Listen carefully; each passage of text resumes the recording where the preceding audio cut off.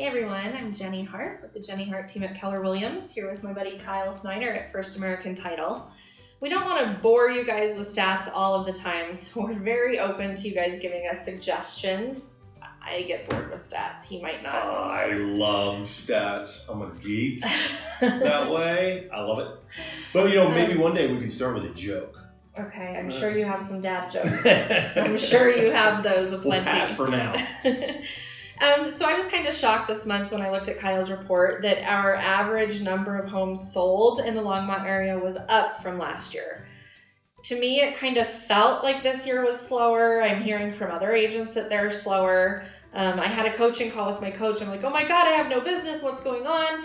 When we actually analyzed it, my first, second, and third quarter closing numbers were exactly the same. So it wasn't as slow as I thought it was. I was telling myself a story in my own head, which we all do at times. And then the stats come out and they prove that story was Wrong. False also. When I finalized the stats and I saw that our September sales total was the second highest in 12 years, I was shocked. I really was, because I get that feeling a little bit myself. And I have a lot of people coming at me telling me the same thing. Yeah. September sales were 30% higher than they were in each of the past 2 years. It just didn't feel that way. No, it didn't at all. My October is certainly picking up. I have several closings this month, so maybe I was a month behind the market, but hard to tell.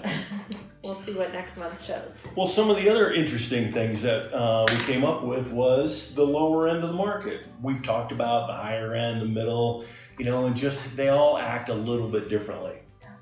And what was your feeling in the lower end? That stuff's still moving along pretty good? So normally the past couple of years, the lower end, you're seeing competitive offers. You're writing the offer before you go look at the house because there's so much competition. What we found now is our lower price point homes priced under $400,000 are seeing more price reductions than any other price range, which kind of blew my mind. Yeah. And in fact, they're on the market much longer than any other price point. And we divided up 400 and below, 400 to 600, and 600 and above. The 400 and below, that represents the first-time home buyer group, the most inexpensive. It's for years, it's been the segment that moves the fast. They're on the market now 22.5% more days than any of the other groups. Do you know why that is? Well, I have a couple of theories, and I talked about them in my stats piece, and one of them is value. I mean, it's really hard to see value in a $400,000 house that's 1,000 square feet, no basement, and needs work. Yeah. I like to say that it's the new $200,000 house from 10 years ago. Mm-hmm. 10 years ago, that house was $200,000, and people kind of turned their nose up at it. Yeah. Today? They wish they would have bought it then. Yes. And by the way, there is no home in Longmont so far this year that sold for under $200,000. Interesting, including attached. Well, no, that's not. Some of the attached, single family. Yes, single family home. Okay. Mm-hmm. Interesting. So we're still appreciating lots of words being thrown out: recession, downturn, flattening.